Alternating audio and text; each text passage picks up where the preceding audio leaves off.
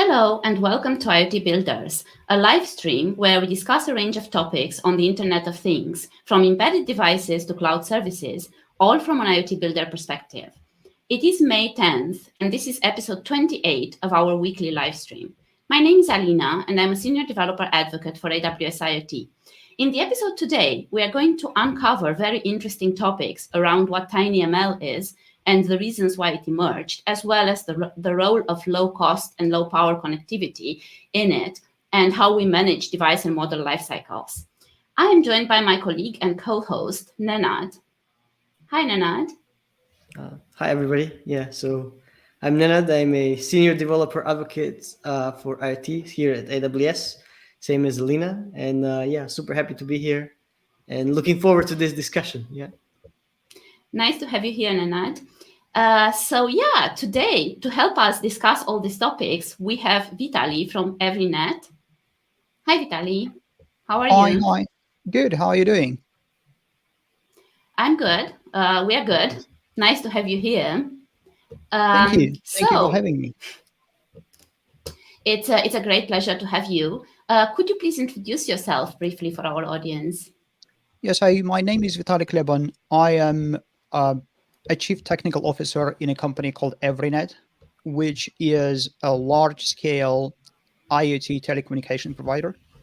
So we provide connectivity for different kinds of sensors.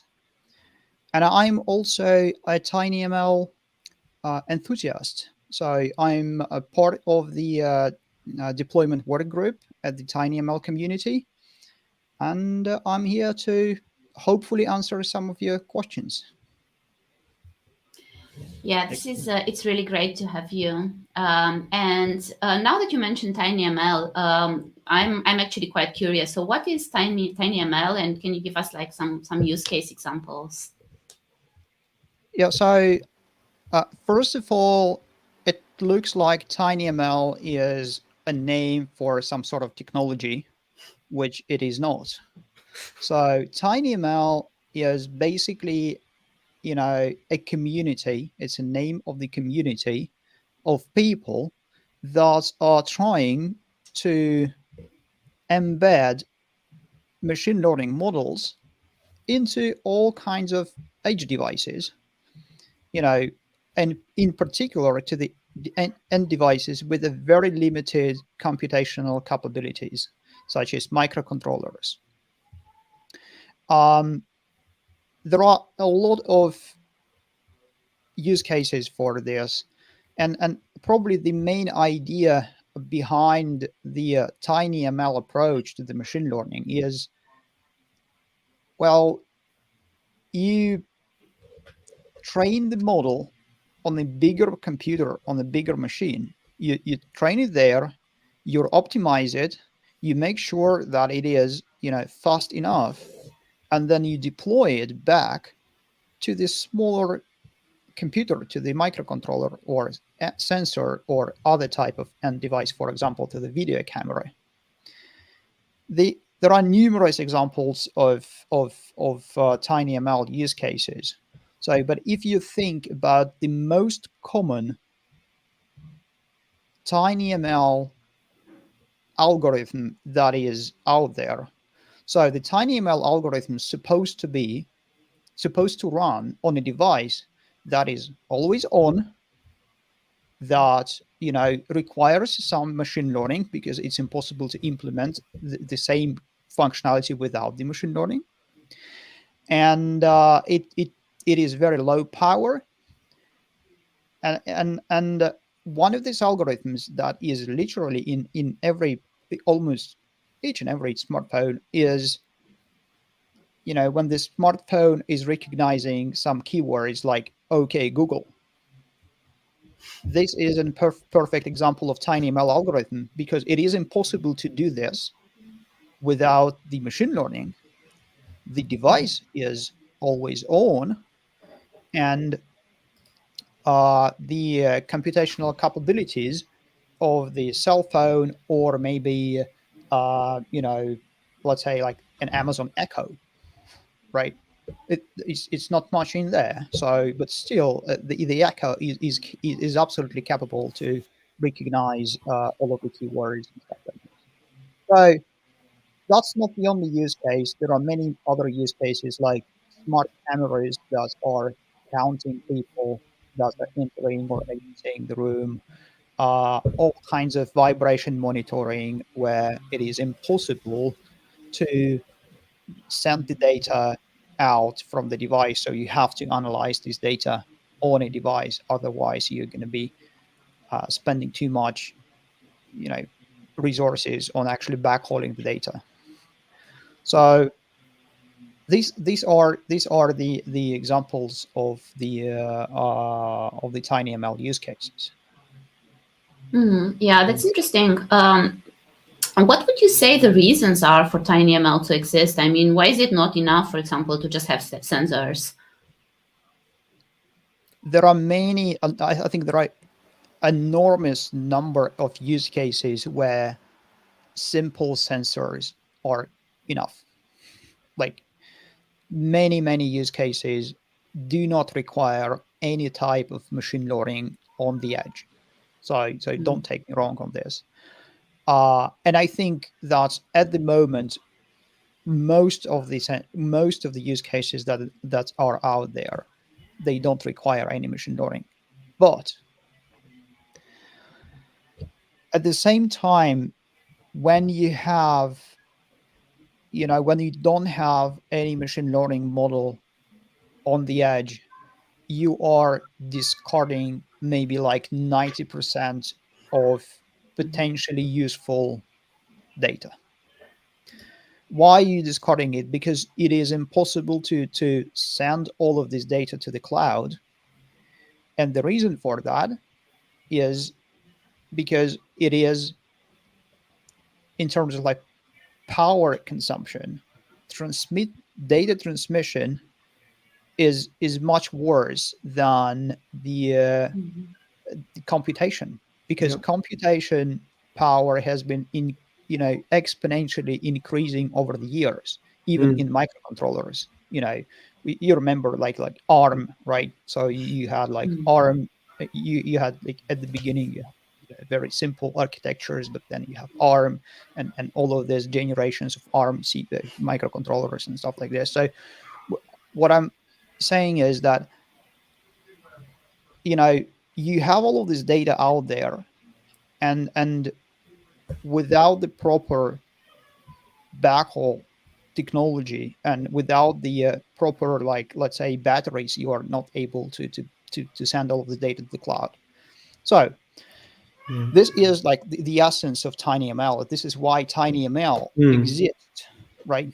But that's not the reason why most of the sensor use cases exist. Most of the sensor use cases exist for absolutely different reason. So as you guys may know, but I would say that the digital transformation market is growing like very, very rapidly. And it's set to reach like maybe $1 trillion market by the end of 2025. And at the same time, the insufficiency of data or lack of data is number one reasons why machine learning projects are failing. So data starvation is actually puts like multi-million-dollar investments into digitalization projects at risk. Like no data, you can't do anything about it. So, and the availability of data is sometimes overestimated by the companies. So they start some projects, and then they end up in a situation where they are not able to actually get enough data. Okay. So, and if you think about the hardware, it's just taking up a bigger and bigger role in software related processes, because machine learning algorithms, they need some interface to the real world. Right. So does make sense. Yeah, it does. I really liked how you described this, and we had this mentioning in a couple of other episodes. It's like there are like actually three laws that you need to obey in order to kind of make sure to have that strategy to operate on the edge and do that kind of inference. And that is like what you said is the speed of light. So if you need to sense something and then inference on what it makes sense and then act upon it, you are limited by if you need to send the data to the cloud and then operate on the data and send it back, like you're limited with that speed of light. And then the second thing what you said is like there is also this law of you know if the data can actually leave, like what if the data is some uh, identifiable thing that if it kind of leaves the premise or whatever it is, it can compromise as well, right? So all of these kind of things make it so that there is a need for having the inference on the edge, right? So I really like how you mentioned that. Yeah. So what you're talking about is probably on how do you actually achieve some resiliency, or in terms of like how do you actually distribute the logic of some complicated system across the system. So let's say you have a factory, and in the factory there is this data locality rule, which means that some of the decisions needs to be taken like locally. Like if you have a switch that's supposed to turn off the conveyor belt, then this switch, it's prohibited for the switch to go all the way to the cloud and then send the data back to turn off the conveyor belt. No, it has to be connected like locally without that. It should not have any access to the more on that.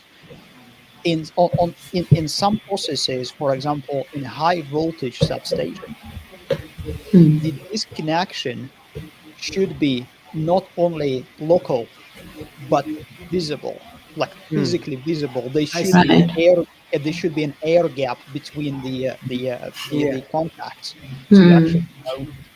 And I could tell you how the electricians or technicians that are operating this high voltage substations are actually doing this. It's very interesting. So, for example, if I am the main guy in our crew and I am saying that there is no that I switched an electricity off from the high voltage line, I have it's that's my obligation to prove it to you by Yeah, holding on the line. I see. Good. Nice. uh, yeah. Another thing is you also have got situations where you can't send all the data that you would like to send. I mean, either it's just impossible to send all the data, or it's very expensive to send all Yeah. the data. Yeah, that's the Right. third law I forgot to mention, the law of economics, right? So you have the speed of light, which is and then you have the law of economics as well. So yeah. It is the case in many, but let's also think about the scale of the thing. So that there are these large language models. They are using a huge pile of text to be trained on, and already the research people are saying, okay, thus it's not enough data. We need like more data to train them better, right? Hmm. So, and I think starting from 2010, when it was the breakthrough in the neural networks. So starting from that breakthrough, the compute that is associated with the machine learning is doubling every 6 months. Every 6 months, the compute is doubling. So hyperscalers are making a lot of money, including AWS, on selling this compute, right? Because there is an immense demand. but this demand would only grow if there is more and more data. Hmm. So, and if you Right. take a look at the verticals, which verticals are digitalized and which of them are not digitalized. The first one that was like fully digitalized is a stock market, right? The stock Right. market was digitalized from the very beginning. Like they have history and precise data, like all the time. So stock market. Then some stuff that you cannot really hold in your hand. It's like logistics, Hmm. because supply chains are really complicated. So guys like DHL, FedEx, they have all of this complicated logistics system. So it's all digital. They are scanning everything. Retail, Yeah. real estate, e-commerce, Yeah. all, everything. So, and the only thing that is not digitalized, the last untouched, you know, piece of data is actually the data that's supposed to come from the infrastructure that has been built around the human population, because this infrastructure is big. Yeah. So if you take the numbers, then you would figure out that in some countries, construction sector takes up to 5 to 15% of GDP. So it's Yeah. a lot of money. Yes, A lot, it's definitely. a Right. lot of money, right? I think I've mentioned it sometime, but let's say we have some infrastructure that could not be rebuilt. Uh, Yep. a London sewage system, London, you Hmm. know, it cannot be rebuilt. So Yep. Right. it could only be, you know, retrofitted. Retrofit. Yeah. Yeah, retrofitted with the sensors. Makes And sense. yeah, and this is why it is important to have sensors that are always on, Hmm. low power, and low cost. Yeah. So Right. this is Yeah. So, why TinyML exists, and this is why all of the surrounding technologies around TinyML exist as well, including the low cost connectivity protocols. Hmm. Yeah, hmm. the thing I'm curious about this is like, so you, I mean, it's there, I don't think it's a straight answer and there's a clear distinction, but like in many cases, you can have like a decision tree, which is basically if then else. So you're getting all this data, and then, based on certain criteria, you can just code this in like C, because I think for microcontroller, that's mostly what people are using. And then, have some action, some trigger for it as well. So where is that line when you say, okay, you know what, I think it makes sense now to introduce something else, that I cannot code with if then, or like, a mathematical equation or something like that, right? So I think let's go a little bit back into the Yeah. history on what's happened before, let's say, machine learning, right? Yeah, Before exactly. like TinyML. Yeah. So you could either do it manually by Hmm. applying your domain knowledge to Exactly. to the subject, or you could actually try to build, use some digital signal processing Yeah, on top of DSP. your signal to, Hmm. again, you know put together some algorithm, or some sort Yeah. of the algorithm to recognize the events that you're interested in, To right? change the domain, so you change the domain in like real time to, something Yeah, else, and then in times that times domain you can solve. frequency and back, Yeah. right? Yeah, exactly. So the that's it. But another thing that you could do is you could actually compress the data Hmm. and send it, right? So okay, you Hmm. cannot send the wall, vibration data, but probably you could compress it. Yeah. So you compress it, and how do you do this? So you either use some, let's say, time series compression, compress it, send it to the server. But what is the best way for you to actually compress your data? So, well, there are some general algorithms, but the algorithms could be tuned towards the signal, right? The compression Yeah. algorithm could be tuned towards the signal.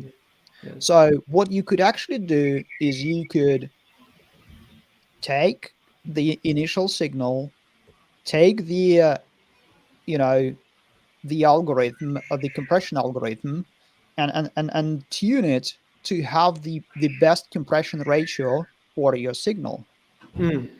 And the process of tuning of this algorithm, so let's, what kind of algorithms do you know? There are many, many algorithms, but some of them are lossless and some of Yeah. them are, Lossy. lossy. So the neural network is a lossy compression algorithm. I see. Oh, that's a So good point. I never looked at it that way. Yeah, makes sense. because it's an universal approximator, right? So Yeah. it could take the function that is from one side and output the approximate version of that function. Got it. So when you train something, you're actually fine tuning or automatically tuning the compression algorithm. So, and because you could do this, you don't have to invent the DSP pipeline each time you do this. So it is lowering the barrier for the people to actually implement the sensors that they want to implement. It doesn't mean that it is impossible to implement the sensors using the standard DSP. It is possible, but the barrier is just Got very it. high. Right. Yes. So you can have kind of like a data scientist and the machine learning guys who can just ingest any type of data and then make sense out of it, rather than having like, you need to like have the modeling right, you need to have the right algorithms all in place, and then that requires certain expertise that is really hard to train. As you said, you need some experts in that field and all that stuff. So yeah, I see your point. But also you may notice that there is a difference between the guys that are doing machine learning and statisticians. Yeah. So what statisticians are doing is they have a statistical model and they are trying to fit this model to the observations, right? While the machine learning people are trying to predict. Mm. So Yeah. that's a different kind of act. Although it might look the same, but the essence is a little bit different. Okay. Interesting. And how, like, I'm just curious, how would this work at scale, right? So how does TinyML, how do you deploy TinyML models at scale? It's a very complicated question because there are not so many companies that has actually done this before. So let me try to lay out why this complexity exists. So first of all, if you take a low cost sensor, what you would notice is that the margin on for the sensor manufacturer is really thin.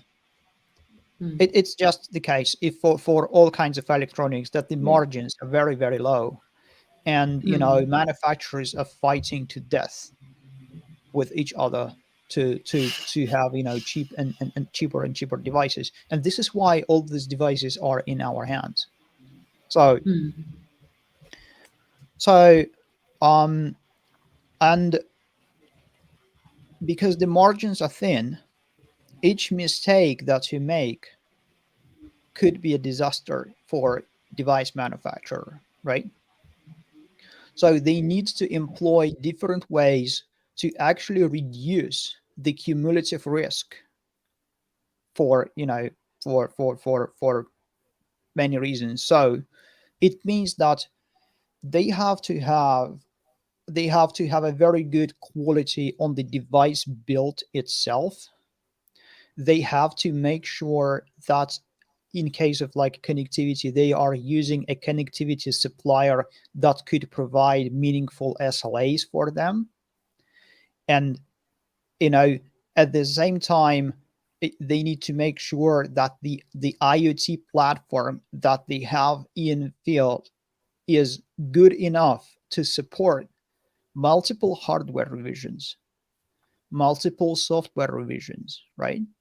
Yep. And that the platform itself is highly available, right?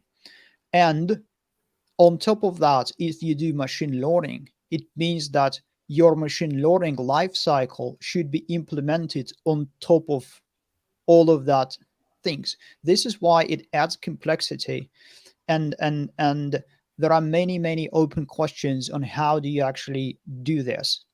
One of the questions is, and I think this is the most important one, is let's say you don't want to do on device learning because your device is just too, it's battery powered. It Yeah. cannot do any learning, right? On device learning. So how do you actually update your model? Where do you get the raw data from to update the model? So in many cases, it is possible to have, some portion of devices that has like, for example, bigger battery or a better support, or, you know, let's say a cell phone Yeah. may backhaul the data when it's like asleep, right? Let's say, so saying that like, okay, during the night I'm going to, backhaul a little bit of training data to the cloud, so the vendor could, the machine learning guys could, do some magic with it. But for sensors, this is a very complicated question, so there are methods on how to, how to do this, how to implement federated learning on devices, on how to compress the training data, on how to select the training data, on how to run A/B tests on devices, and so on. So, but it unfortunately it's underdeveloped area right now. And within the TinyML community, there is this deployment work group that is doing exactly this. So what we are doing is we are, we interview those people who actually have experience in deploying large scale solutions, both with machine learning and without machine learning as Yeah. well. So, so we could collect some best practices or common scenarios that we could somehow um, put together to some sort of like white papers or technical recommendations or stuff like this. Yeah, I was about to mention this. I mean, the first part of this, what you said is like, you should have the over-the-air mechanism to update your firmware. I think this is the first part of it, because at the end of the day, the TinyML, or like the to do the inference, is another piece of binary that needs to come in. So that's kind of the first layer of the infrastructure that needs to be there in order to allow this. And then what you said exactly is the second step. Is the first, after this comes, you should be able to instruct the device based on some requirements to send larger amounts of data for the retraining, because of course that's part of the ML ops, is that you need new data to advance your models in order to redeploy the new version, which is better, faster, whatever you want, right? So yeah, this kind of the infrastructure of, first of all, updating, and then the second is kind of like sending back that bigger amounts of data to the cloud for the retraining. Yeah. And then I So guess the cloud part is kind of like similar to what people already have in terms of the ML ops, but the other part is kind of like a missing link, right? well, yeah. So if you think about the pyramid, right? So you have to have the cloud part where all of your data and compute is. Then on top of the cloud, you have the connectivity layer that is required, and then you have to have some sort of like an agent or a firmware on the device side that is going to work on it, and then you have your firmware and model and all of that kind of stuff. So, and Right. actually deploying it all the way to the devices is, let's say, a solved problem. But the issue is how to get the training data back. Mm-hmm. That's the most complicated thing, at least for me, and maybe maybe some for someone it's a solved problem. Maybe they solved it already, but yeah. One thing I wanted to ask. So when you're speaking about, this tiny ML, I want to relate to some specifics. So it like, in the machine learning community, you have different frameworks like PyTorch, TensorFlow, like all that kind of stuff, right? And I'm now wondering, when it comes to like TinyML, I know like there is a TensorFlow Lite that you can have to do the inference, but that again runs on a embedded system that has a memory management unit and can run Linux and all that stuff. So, what are the typical frameworks that you see people have been using that can package this to to have it run on a microcontroller? I think this is a like I'm curious about this. I think I've seen some, but like I want to see your opinion on this. Yeah, so I don't really know, because all of the device manufacturers are different. So I don't have any reliable statistics on this. Mm-hmm. And as I said, TinyML is a community. It's not Yeah. a sort of technology and many people are actually mixing it up. It's a community, and each member of the community is free to use whatever Sure. Yeah. framework they want to use, and some of them don't use any frameworks at all. Yeah. Because let's say if you are doing some interesting stuff with the decision trees, Mm-hmm. Yeah. so you train a regular decision tree, and then you just what you're able to do is you're able to quantize this decision Yeah. tree. You're able to prune this decision tree, optimize it, in all kinds of ways, and then just generate a C code out of it. Mm, I see. And compile it. You don't really need like a huge, Got let's say, it. framework for this, right? For other type of things is I like a couple of things. I like the Edge Impulse. I think Mm-hmm. the guys. Mm. So Yeah. Edge Impulse is very cool, and I like what these guys are doing for the industry and how they look at the technology. I still think that there are some features that are missing, but I'm sure that they would be able to implement them. So Mm. I think the company called Click Attack Yeah. is doing Right. a lot We in, currently in do. in Yeah. in the community. Mm. So many people are trying to deliver something to this, and I must say it's not something that is like very very far away, and because there are chip manufacturers that Mm-hmm. already have hardware implementations of like Yeah. neural networks on the chips, which means they started this journey Yeah. Way back. way back. Yeah, yeah. I mean, this is, as you said, like, and we've seen this. I mean, if anybody went to a factory, I think even like 10 years ago, you saw those kind of really fast cameras that are able to detect like, bad parts or something, and they were using back then some type of neural networks, fuzzy logic, and all that kind of stuff, right? But I thought, since you mentioned like this DSP and this digital signal processing together with compressions and so forth, that we also came to this kind of standardization that we say, okay, for we can have machine learning engineers that are working in specific frameworks, and they all know these frameworks, as I mentioned. And now we are kind of also developing, or having a standard way to have those models compiled to be executed on a microcontroller and so forth. And then that you saw some frameworks there. But what you're saying is like we're still in this phase. It's like based on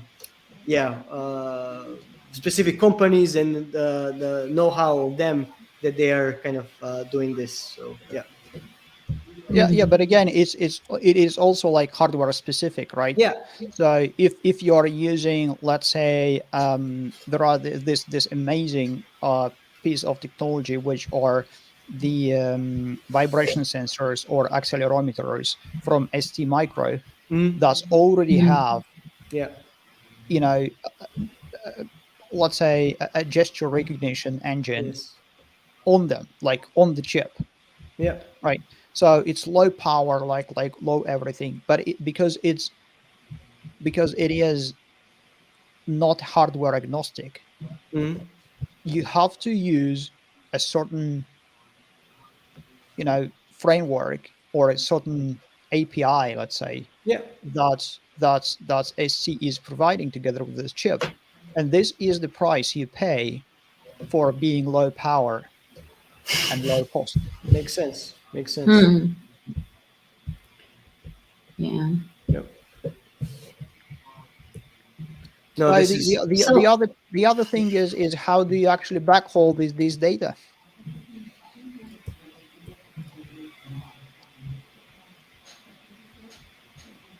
yeah. So Let me know if you're interested to go into this thing. yeah, sure, definitely. we can talk about data, but I did want to talk a little bit more about connectivity. Yeah. So maybe we can talk about why it's so important to have low cost connectivity, because you brought this up, so it would be interesting to know. Okay. So okay. So the main challenge for data collection arises from the fact that, as I said, the computational efficiency has improved exponentially over the past decades, whereas wireless transmission continues to be first energy intensive and expensive. Okay. So, like historically, wireless communications are moving towards higher bandwidth for obvious reasons, right? So you want Mm. emails and messages first, and then you want movies, and then 3D movies, and I don't know, 4D movies in 8K, right? So, and currently, if you take 4G LTE, right, it features 300 megabits per second download speed, which is Mm. already like it's super high. Okay. The problem is that high throughput devices are not cheap. The devices itself, they are not cheap. Let's say, like billions of devices, such as water or energy meters, roll cage or pallet trackers, predictive maintenance sensors, uh, and other many other less complicated types of hardware. They only need to report a very small amount of data several times a day. Mhm. And this makes the use of, let's say, 4G and higher bandwidth an inefficient thing, Yeah. right? Right. And because of the high throughput, these devices, that there are some requirements to the device battery consumption, to the antenna Mm. design, to the processing power you need to have on the device to support the 4G, like let's say, protocol. And all of that Mm. results in a high costs for producing and maintaining such a device. Okay. Right. So at the same time, cheaper technologies like, for example, 2G are being sunset. Yes. Yeah. They are disappearing. So, and you know, there is a gap. There is a market gap, Mm. and this is why there is there are new types of connectivity. For example, the LoRaWAN thing. This is what Evernet is doing. We provide low cost, low power LoRaWAN connectivity. So the reason for that is you could make a cheap device because you don't need to have high output power. It means that your battery could be smaller. You don't need to have a huge microcontroller on it because of the bandwidth. Bandwidth is small, so you could actually make a cheaper device, and at the same time you could make it low power, and at the same time you could make connectivity cheaper. So it's like you're gaining cost efficiency on each level of the chain. Cheaper device, cheaper, like even let's say we've mentioned that all of the infrastructure needs to be like retrofitted. What does it actually mean? It means that the devices has to be wireless. The reason for that is that the cost of running a wire could be more than the device itself. So if you put all of this together, you would end up with a LoRaWAN. That's basically the idea behind the protocol. So Evernet is doing LoRaWAN in several countries. So we started with countries like Brazil and Indonesia because of their population. There is a large population and there is an enormous demand for low-cost connectivity. Let's say I live in Finland.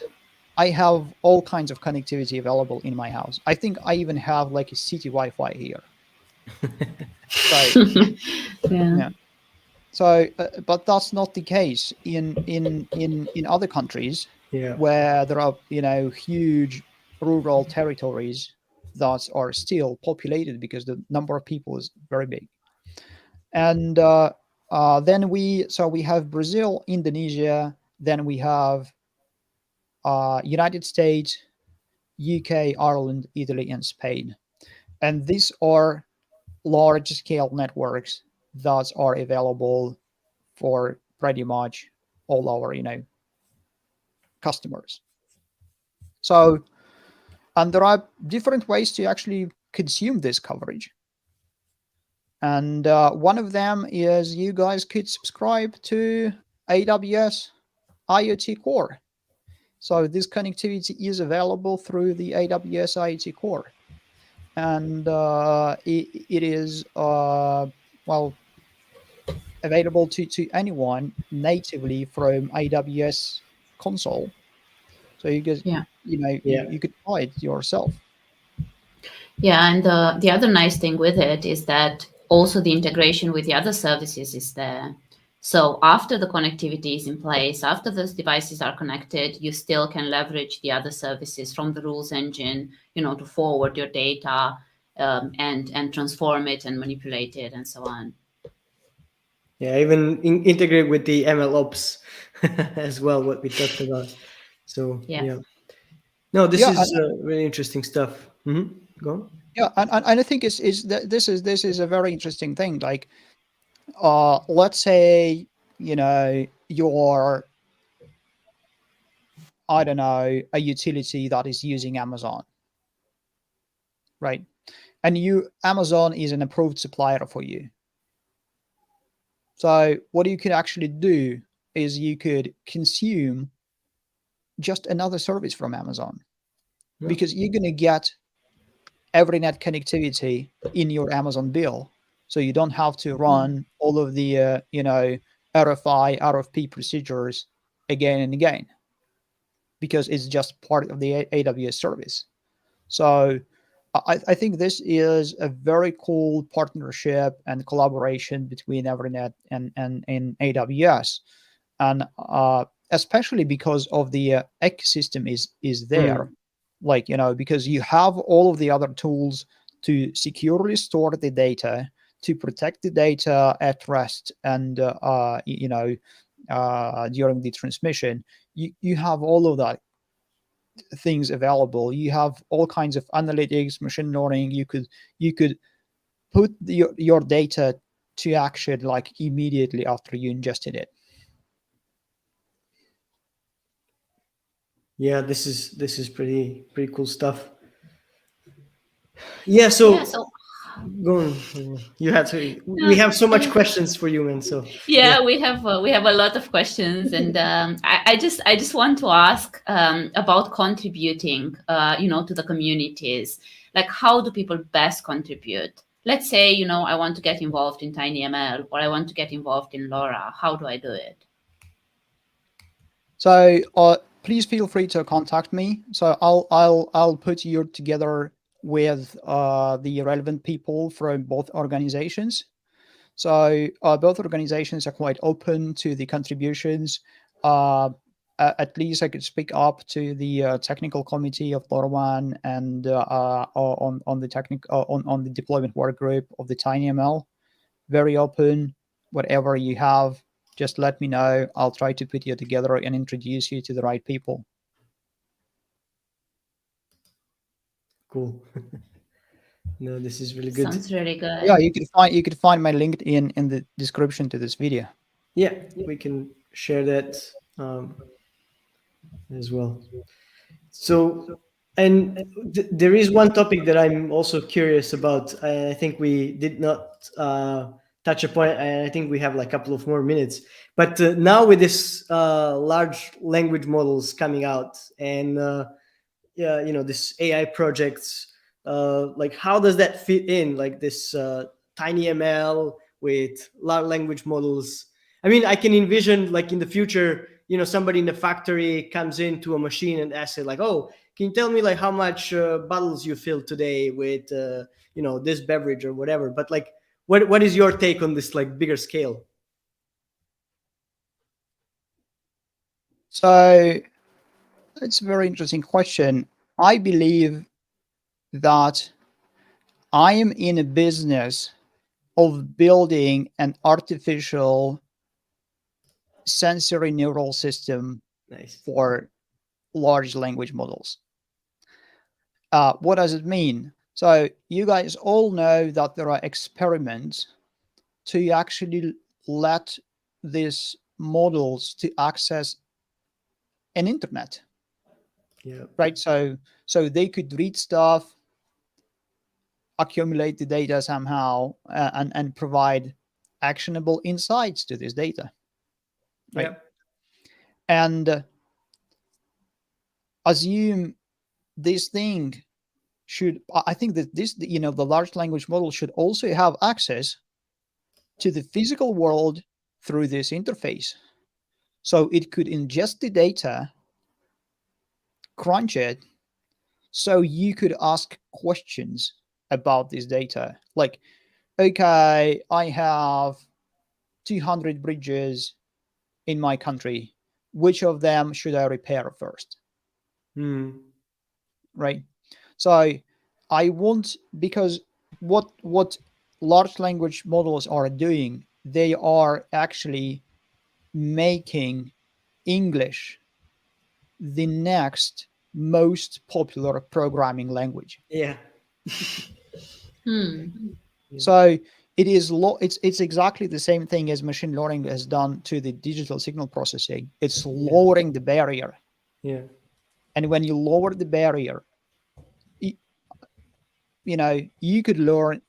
I recommend you to go to deeplearning.ai, and they have a very interesting course on prompt design. I think it's only 1 hour, Oh, yeah. just 1 hour, Hmm. and you could What is it? you could immerse yourself into this and understand how easy this thing is, and imagine that this language model has access to your industry data. Yeah.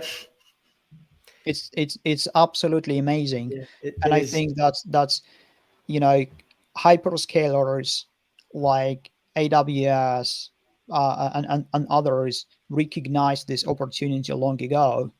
And I think the specialist companies like Everynet are actually helping to build this artificial sensor neural system.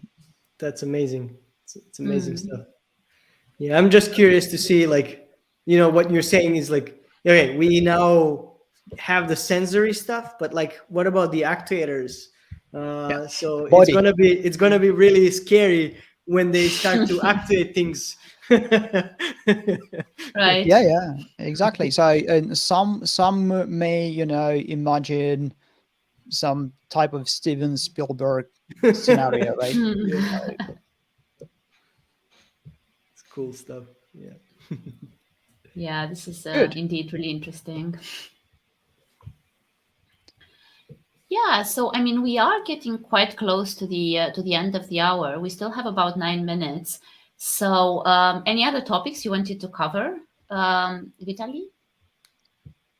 No, but I hope that I could, have another session with you, because I have a couple of other ideas on what needs to be covered, and I think that the next one is, that's just an idea. So I am willing to talk about several things.